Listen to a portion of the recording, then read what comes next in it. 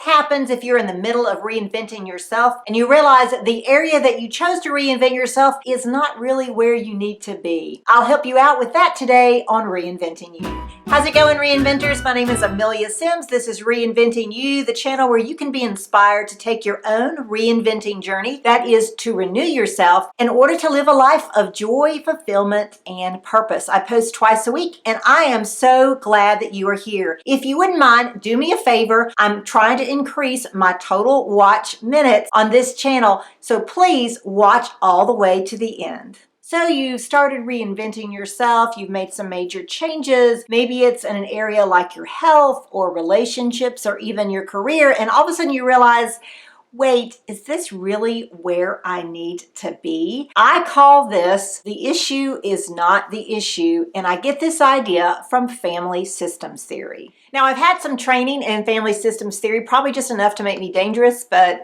not enough to make me an incredible authority on it. But if you want to know a little bit more about the family systems theory, you can check out this video up here from the Bowen Institute, and they have a lot more information on family systems theory. Family systems theory, in a nutshell, is about your actions and reactions in whatever system or environment that you find yourself in. The way you act or react is based upon your family of origin. If you think about your own family, say if you're the middle child, maybe you're the caretaker. If you are that way in your family of origin, then you are going to be the caretaker in other areas, whether it's your job, whether it's a volunteer organization, where it's a house of worship, or even you're with your spouse or friends or children, other family members. That's how you learned how to act and react in your family of origin. What happens is that a lot of times we react or act based on how we did growing up, how we learned how to do. Sometimes we act or react because something else is going on. This is called the issue is not the issue. If you've ever gotten into argument, especially with a spouse or serious partner, then you know what I'm talking about. You're arguing about who took the garbage out or didn't take the garbage out, but the issue is not the garbage. The issue is all your stress at work. The issue is the fact that your spouse or your partner is ignoring you. The issue is that you are having these pains in the side and you are trying to ignore it and not go to the doctor. That's what I'm talking about. A lot of times with family systems theory, we talk about what's the real issue here. Is it this or is it that?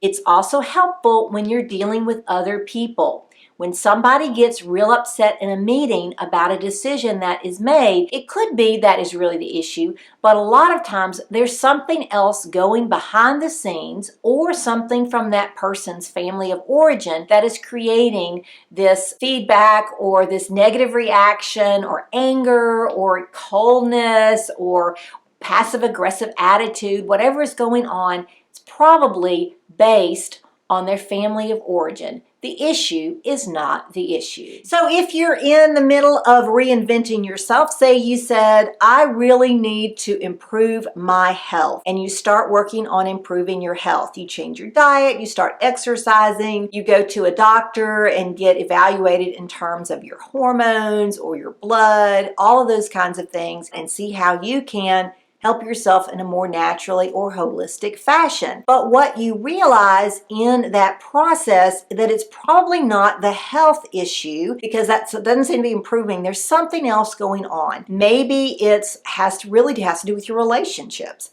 Maybe it really has to do with your job. Maybe it has to do with your spiritual life. There's something else going on that you really should have focused on first before tackling your health issue. The same thing could be true in a job or career. Maybe you feel like I need to quit my job or I need to change careers, and you start working on that. You get in the new job, you get in the new career, and you are still just as unhappy for different reasons. Maybe what you really should have been concentrating on are what is your real purpose in life?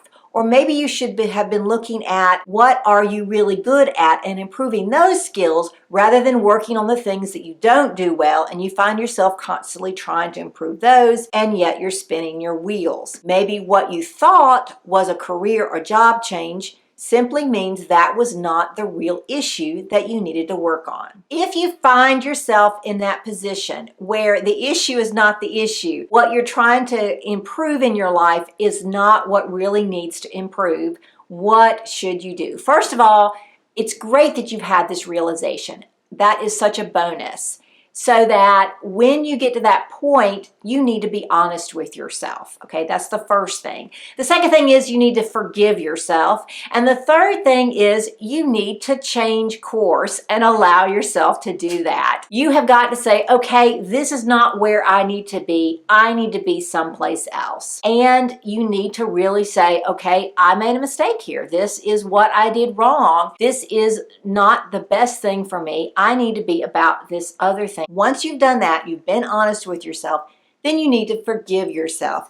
You need to say, okay, you didn't make the right course correction that you should have. You zinged when you should have zonged or whatever. It's okay. You need to forgive yourself and move on. In fact, below in the descriptions, I have a link where you can get a handy dandy 5-point process for forgiving yourself. The last thing you need to do is to simply move on. Say, okay, I made a mistake. I've forgiven myself. This is the direction I need to move forward in now. Here's where I need to reinvent myself. Here's where I need to renew myself. All three of those can only be improved by having a coach, a life coach. I've talked about this before. You can see some couple of videos that I have up here about getting a coach for reinventing yourself.